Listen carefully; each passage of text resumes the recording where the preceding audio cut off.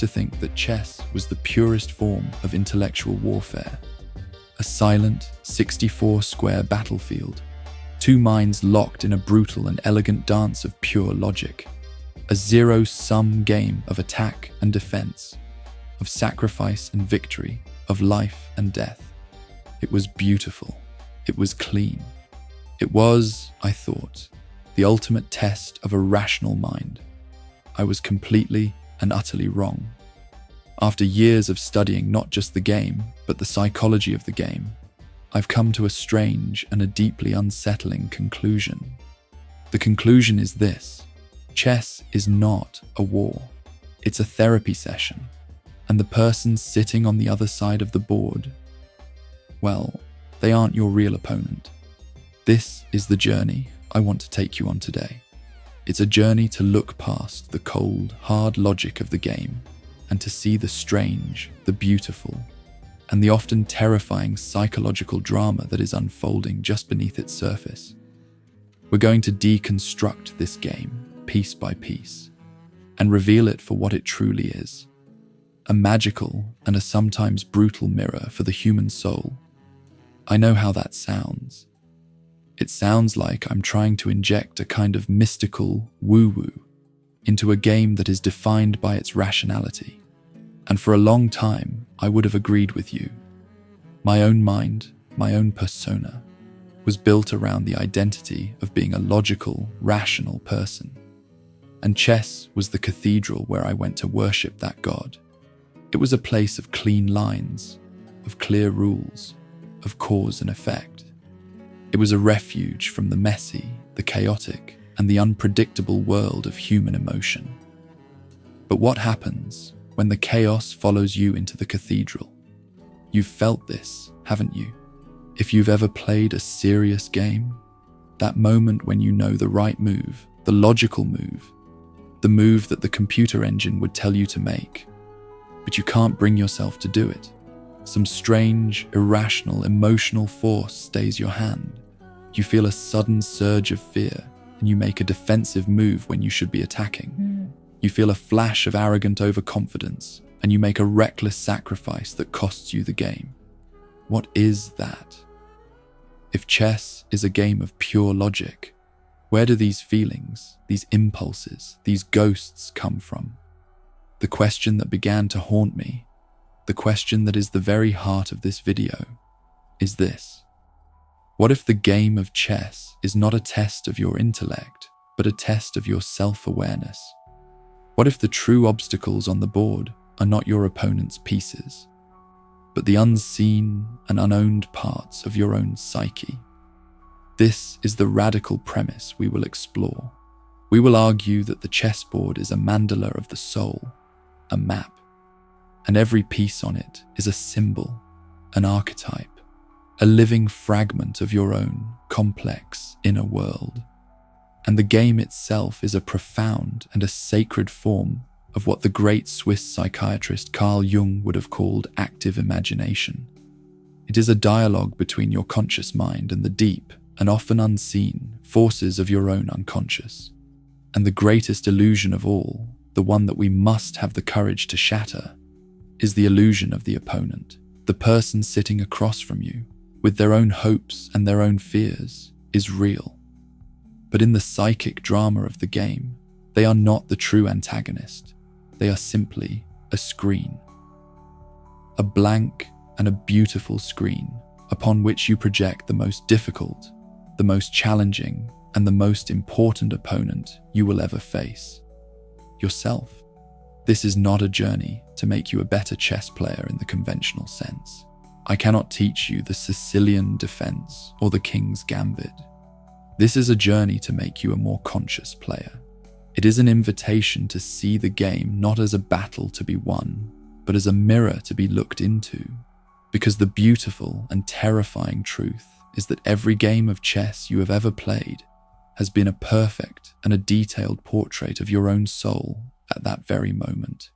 Your arrogance, your fear, your impatience, your courage, your creativity, your blindness. It is all there, recorded with an unflinching and a perfect honesty in the moves on the board. The game is a confession. So, let us begin. Let us take this familiar and beautiful game, and let us turn it inside out to see the strange and powerful psychological machinery that is humming just beneath its surface. Let us meet the archetypes that live on the board, to see the game not as a war, but as a map of your own soul. You must first learn to see the pieces not as carved wood or plastic, but as living, breathing archetypes. They are the great and timeless actors in the inner drama of your own psyche, each with its own unique powers, its own desires, and its own profound and often unseen shadow. When you play chess, you are not just a general deploying troops. You are a king, attempting to rule a complex and often rebellious inner kingdom. Let us meet the court. At the very center of it all, of course, stands the king. The king, in this inner world, is your ego. It is the center of your conscious awareness, the I that you think you are. The entire game revolves around its survival. Checkmate, the death of the king, is the end of the story. And yet, for all its central importance, the king is a strangely impotent figure. It can only move one slow and ponderous step at a time. It is a creature of immense value, but of very limited power. And this is the great and humbling truth about our own ego. It believes it is the all-powerful ruler of our life, but it is, in fact, a deeply vulnerable and a limited entity, constantly in need of protection and often buffeted by forces far greater than itself. And who is the most powerful of these forces? Who is the king's great and often terrifying partner? It is, of course, the queen. The queen is the most powerful piece on the board. She is a creature of almost limitless freedom, a synthesis of the straight, linear power of the rook and the diagonal, non-linear power of the bishop. She is the master of the entire board. In the psyche, the queen is the great and powerful archetype of the anima in a man, or the animus in a woman. She is your connection to the vast, the mysterious, and the often chaotic world of the unconscious. She is your passion, your creativity, your intuition, your raw and untamed life force. When you are in a state of creative flow, when you make a brilliant and intuitive leap that you cannot logically explain, that is the queen, moving freely and beautifully across the board of your life. But she is also a dangerous and a volatile force. An unintegrated queen, an unconscious anima or animus, can be a creature of devastating and destructive moods, of irrational and self-sabotaging impulses. To lose your queen for no reason is the most common way to lose a game of chess. And to be possessed by an unconscious emotional complex is one of the most common ways to lose the game of life. The great art of a conscious life is to learn to be in a respectful and a working partnership with your own powerful and beautiful inner queen without becoming her slave. Flanking the royal couple, we have the rooks.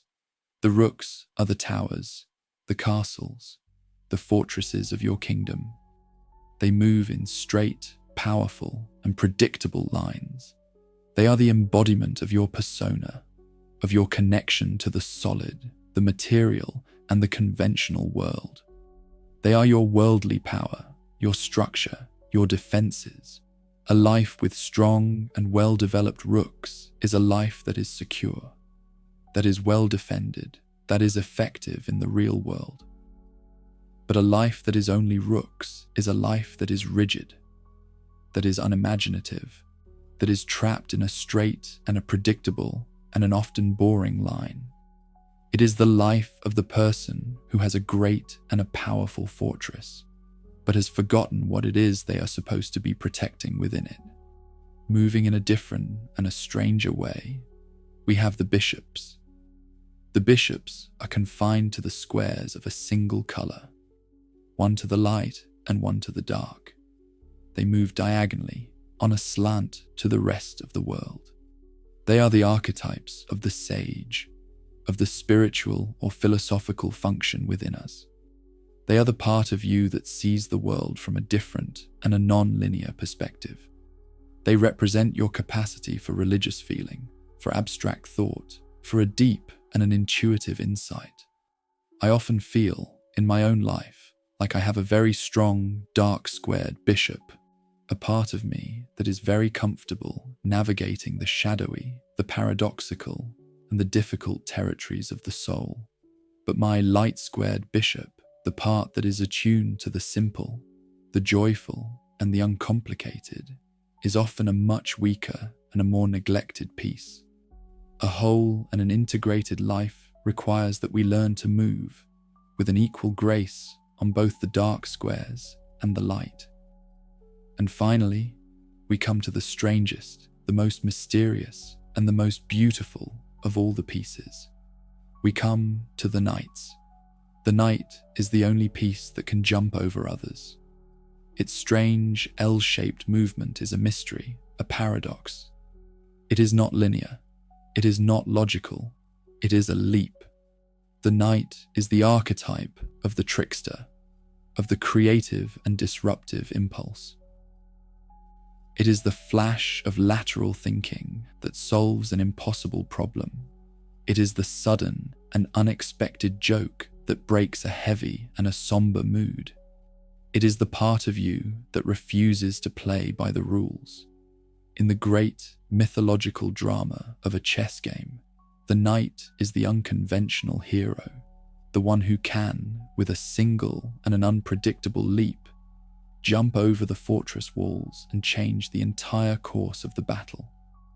Your connection to your own inner knight is your connection to your own wild, untamed, and sacred creativity.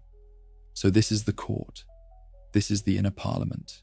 The ego king, the soul queen, the persona rooks, the sage bishops, and the trickster knights. And you, the player, are not just one of them. You are the conductor of this entire, complex, and often conflicted inner orchestra. And the great and beautiful and terrifying game of chess is the act of trying to bring all these different and often warring parts of yourself into a single, a harmonious and a purposeful symphony. This is the moment the game becomes dangerous. It's the moment we move from a beautiful, internal mythology to a direct and often brutal confrontation. For the person sitting across from you, the one whose hand moves the opposing pieces, is not just a player. They are a screen. They are the blank and often unwitting canvas upon which you will paint a portrait of your own personal monster. The great and difficult secret of the game is this: your opponent is a living, breathing, and perfect reflection of your own shadow. I know how that sounds. It sounds like a strange and a solipsistic fantasy. But I want you to be honest with yourself for a moment. Think about the last time you played a truly intense game of chess. Think about the feelings that your opponent's moves triggered in you. Have you ever felt that your opponent was being unfair? That they were playing a style that was cowardly, or cheap, or annoying? Have you ever felt a surge of pure white-hot rage at a move that seemed to come out of nowhere? A move that felt not just strategically brilliant, but personally malicious, as if it were designed specifically to infuriate you? I have, many times. That feeling, that intense and disproportionate emotional reaction, is not about the game of chess. It is a communication from your own soul. It is the sound of your own disowned shadow being projected onto the blank canvas of your opponent, and then being reflected back at you with a terrible and an undeniable clarity. Let us return to the wisdom of our guide, Carl Jung. The shadow, as we have explored, is the unseen twin of our conscious personality. It is the great, dark, and often unseen basement of our psyche, the repository for every part of ourselves that our conscious, good, and well-adjusted ego has deemed unacceptable. It is the home of our repressed aggression, our secret fears, our disowned cunning, our lazy and chaotic impulses. And the great and central law of the shadow is that it must and it will find a way to be seen. If we do not have the courage to turn inward and to face this beast in the quiet of our own soul, the psyche has a brilliant and a terrifying backup plan. It will force us to meet the beast out there in the world. It will force us to meet it in the face of our enemy. The opponent in a game of chess is the most perfect of all possible screens for this projection. They are, for the duration of the game, your intimate enemy. Your entire consciousness is focused on their every move, and in this state of intense and focused attention, the projection happens with the speed and the power of a lightning strike. If your conscious persona is that of a good and a fair player, you will inevitably project your own disowned, ruthless, and win-at-all-costs ambition onto your opponent, and you will see them as a cunning and a heartless monster. If your conscious style is one of a bold and a romantic, attacking player, you will project your own disowned fear and caution onto your opponent, and you will see their careful, defensive play not as a valid strategy, but as an act of profound and infuriating cowardice. The opponent's moves that make you the most angry are almost always the moves that a secret and a disowned part of you wishes it had the courage to make. We despise in our opponents the very strategies that we have forbidden in ourselves. And this is where the game becomes a profound and a terrifyingly honest form of therapy.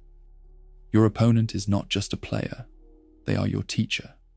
They are your guru, but they are a guru of a very specific and a very dark kind. They are a guru who teaches you not by showing you the light, but by relentlessly and mercilessly exposing your own darkness. Every mistake you make, every piece you blunder, every trap you fall into, it is not just a strategic error. It is a psychological revelation. It is your opponent acting as the unwitting agent of your own unconscious, holding up a mirror to a part of your own soul that you have refused to see. And this is why losing a game of chess can be such a profoundly and a personally painful experience. The checkmate is not just the death of your king on the board. It can feel like a death of the king within. It is the moment your conscious and often arrogant ego is forced to bow before a power that it could not control, a power that it could not even, in many cases, see. And that power is very often the power of your own, unowned and projected shadow, returning home to you in the brutal and undeniable form of a defeat. The great and beautiful and terrifying truth is this: the war on the chessboard is a lie. The real war, the only war that ever truly matters, is the war between your conscious ego and your unconscious shadow. And the person sitting on the other side of the board is not your enemy. They are the sacred and necessary battlefield upon which this great and ancient inner war is to be fought. This is the great and difficult invitation of the game. You can play it like an ordinary human being, as a simple and an external contest of win and lose. Or you can play it like a true philosopher, like a warrior of the soul. You can learn to see every move your opponent makes, not as an attack, but as a message. A difficult and often unwelcome, but an absolutely vital message, sent from the darkest and the most hidden corner of your own, strange and beautiful, inner kingdom. The great and powerful figures of our inner court have now been revealed. We have met the vulnerable ego king, the powerful soul queen, and the shadowy ghost of our opponent. But what of the common folk? What of the 8 identical and seemingly expendable figures that stand on the front lines, the first to be sent into the fire? What is the psychology of the pawn? I used to see the pawn as little more than a utility, a tool, a shield, a necessary but ultimately unimportant sacrifice. In the grand, epic drama of the kings and queens, the pawn was just a foot soldier, a nameless and faceless member of the infantry, destined to die so that a more important story could be told. And this, I have come to realize, is a perfect reflection of how we so often treat the smaller parts of our own psyche. If the great pieces on the board are the grand archetypes of our soul, then the pawn is a different creature entirely. The pawn is a complex. It is a small, a neglected, an underdeveloped, and an often despised part of our own personality. It is the quiet and unrealized artistic talent that you have deemed unimportant. It is the small and nagging feeling of a past injustice that you have told yourself to just get over. It is a quiet desire, a secret dream, a tender vulnerability, a small and a persistent sadness. It is any part of your being that your conscious ego has deemed too small, too weak, or too inconvenient to be worthy of its full attention.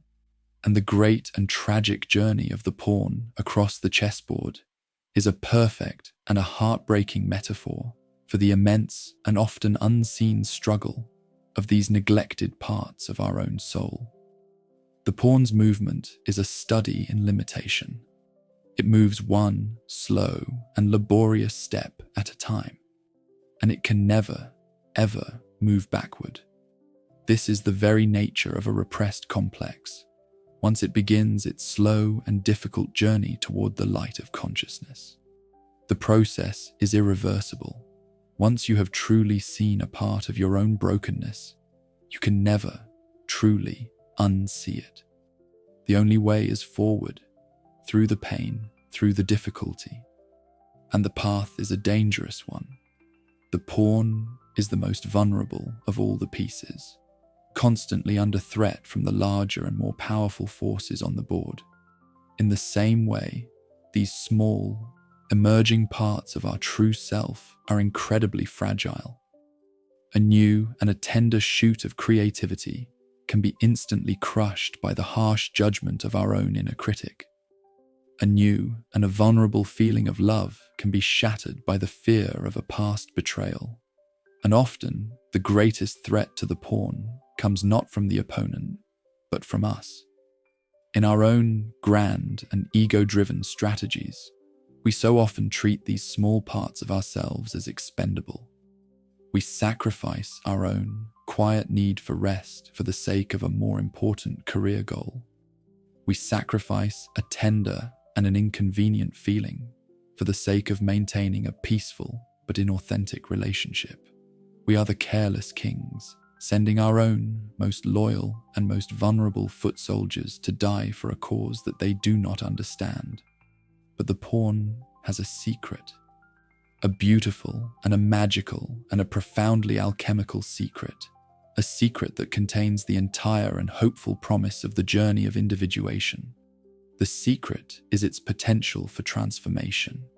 If a single pawn, this small, this weak, this seemingly insignificant part of ourselves, can endure the long, the dangerous, and the often lonely journey across the entire board, if it can survive the battle, if it can avoid being carelessly sacrificed, if it can reach the 8th rank, something miraculous happens. It is promoted. The weakest and most humble of all the pieces is suddenly and miraculously transformed into the most powerful. It can become a queen. This is not just a metaphor for resilience or for hard work paying off. It is something far deeper. It is a perfect and a beautiful symbol for the integration of a complex. It is the story of a person who has spent their entire life believing that they have no artistic talent, the weak pawn. And then, in a moment of courage, they begin the slow and difficult and often painful journey of learning to paint. They endure the frustration, they face their own inner critic, they keep moving forward, one small and clumsy brushstroke at a time. And one day, they discover that this neglected and worthless part of themselves has become a vast and a powerful and a beautiful source of joy and of meaning. their pawn has become a queen. It is the story of a person who has spent their entire life running from a small and a shameful childhood wound, the weak pawn. And then they have the courage to turn and to face it. They begin the long and the difficult and the often agonizing journey of therapy, of self-reflection, of feeling the old and frozen pain. And on the other side of that journey, they discover that this very wound has become the source of their greatest strength, of their deepest compassion, of their most profound wisdom. Their pawn has become a queen. This is the great and hopeful promise of the inner work. It is the alchemical secret of turning lead into gold. The parts of ourselves that we despise the most, the parts that we see as our greatest weaknesses, are often the very parts that contain our greatest and most hidden power. And so, we see that the true art of the game and the true art of life is not just about the masterful command of our great and powerful pieces. It is not just about the king and the queen. It is the quiet, the patient, and the deeply compassionate art of paying attention to the small ones. It is the art of seeing the hidden and the divine potential in the most humble and the most overlooked of all the citizens of our own inner kingdom. The true master is not the one who knows how to sacrifice their pawns. The true master is the one who knows which pawns are destined to become queens. That moment of victory, the checkmate is delivered. The opponent's king lies fallen. Your hand is shaken across the board. You have won. But if you are very quiet, and if you are very honest with yourself in the silent moments that follow that victory, you may feel a strange and an unexpected sensation. You may feel a quiet and a profound emptiness. The great and thrilling drama is over, and you are left with the simple and often disappointing question, is that all there is? I know this feeling well. I used to be obsessed with winning. My rating, my score, my win-loss record. These were the metrics by which I measured my own worth as a player and, if I'm being honest, as a person. And every victory was a brief and a fleeting hit of a drug, a temporary validation of my own intelligence, of my own superiority. And every loss was a small and a personal death, a confirmation of my own deepest fears of inadequacy. My entire relationship with this beautiful and complex game was reduced to the simple, the childish, and the ultimately unfulfilling logic of the ego. This is the most common and the most spiritually impoverished of all human motivations. It is the simple will to win. It is the desire to defeat the other, to prove that you are stronger, smarter, better. And it is a motivation that can, and that often does, lead to a great and an impressive worldly success. But it is a motivation that can never, ever lead to a deep and a lasting joy. For it is a motivation that is born of a profound and an inner lack. It is a hunger that can never be satisfied. For there will always be another opponent to defeat, another mountain to conquer. It is a game that is played not for the love of the game, but for the desperate and anxious validation that the victory provides. But there is another way to play. There is another, a deeper and an infinitely more powerful motivation that can be brought to the board. And to understand it, we must now, for a moment, invite the great and fearsome philosopher of the will, Friedrich Nietzsche, to sit with us at the table. Nietzsche would look upon our simple and ego-driven will to win with a kind of a profound and a pitying contempt. He would see it as a weak and a reactive and a slave-like motivation. The true and noble drive of a great and a sovereign spirit, he would argue, is not the will to defeat others. It is the will to power. And as we have now come to understand, the will to power, in its highest and most beautiful expression, is not the will to dominate the world. It is the will to overcome yourself. To play chess from a place of the will to power is to undergo a radical and a life-altering shift in your entire understanding of the game.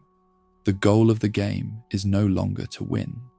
That is now a secondary and an almost unimportant byproduct. The new and the true goal of the game is to use the beautiful and terrible pressure of the battle as a forge, as an alchemical crucible in which you can burn away your own inner weaknesses and can forge a new and a stronger and a more beautiful version of yourself.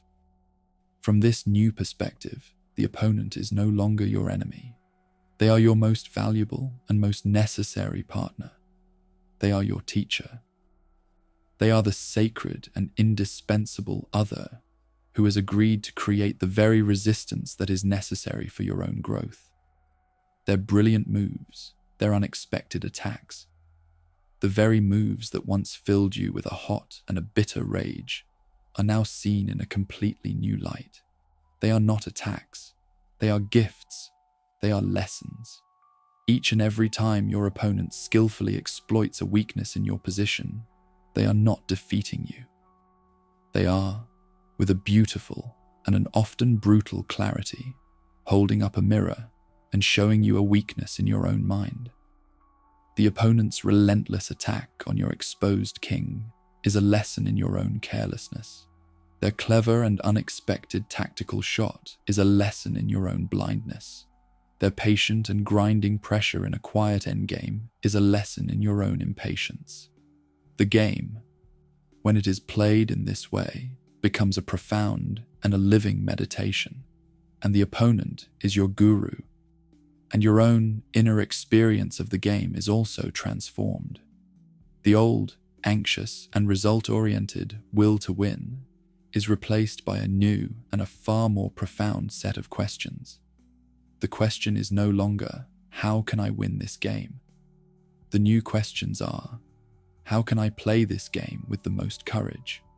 How can I face this difficult and perhaps losing position with the most grace? How can I use this pressure to become a more patient, a more creative, a more resilient human being? This is the great and heroic art of self-overcoming. And the person who plays in this way has discovered a beautiful and a life-altering secret.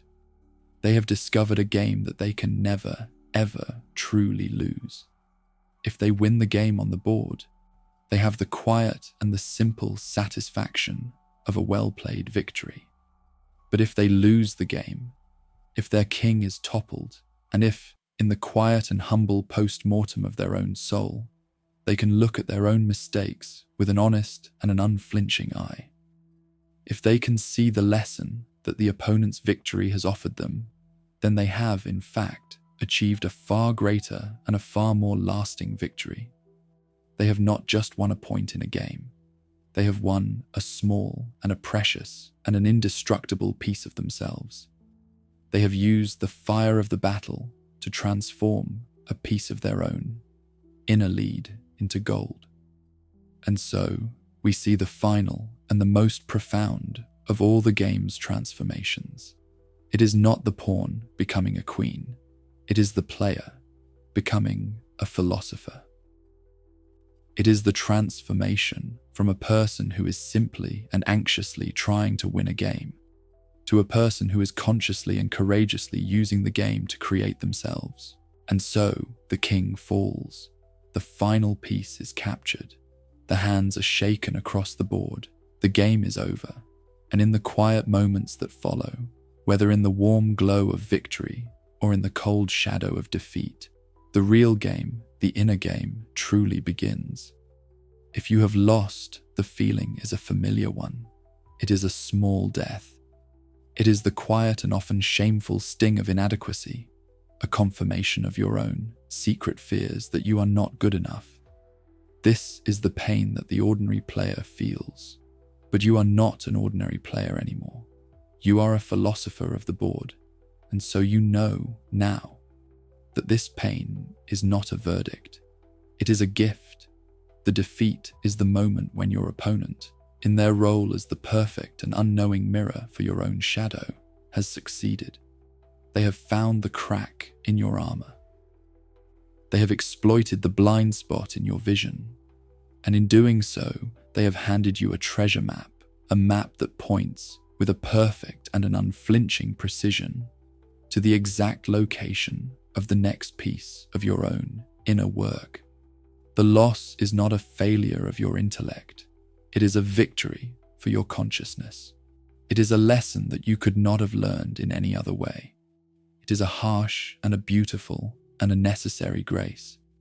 And if you have won, the feeling is also familiar. It is the sweet and intoxicating rush of the ego's triumph. It is the feeling of being the smarter one, the stronger one, the victor. And this is a beautiful, but a fleeting and a dangerous drug. But the philosopher of the board feels something else beneath that surface-level pride. A beautiful, a well-played, and a harmonious victory is not an act of destruction. It is an act of creation. It is a symphony.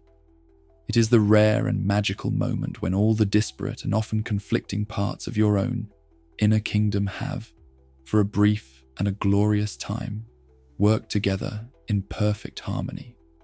It is the moment when the cautious wisdom of your ego king, the wild and intuitive power of your soul queen, the disruptive creativity of your trickster knights, and the disciplined structure of your persona rooks all moved as one, guided by a single and a unified purpose. A beautiful victory is not a proof of your superiority over another. It is a proof of your harmony with yourself.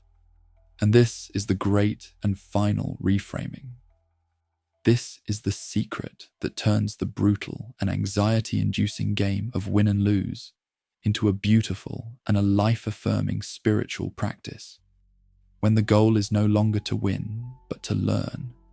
When the goal is no longer to dominate, but to integrate, then the very concepts of victory and defeat dissolve. You have discovered a game that you can never, ever truly lose. Every game, win or lose, becomes a conversation. It is a conversation with the deepest and most mysterious parts of yourself. Every move is a question that you ask of your own soul. And every move that your opponent makes is its honest, its unflinching, and its often uncomfortable answer. In this sacred and secret dialogue, there is no such thing as a bad outcome. There is only information. There is only learning. There is only a slow, a patient, and a beautiful unfolding of your own, ever-deepening self-awareness. And so we see that the true and final paradox of the psychology of chess is this: the game that appears, on the surface, to be the most perfect and the most brutal of all metaphors for war is, in its deepest and truest essence, a profound and a beautiful metaphor for love. It is the love of the truth.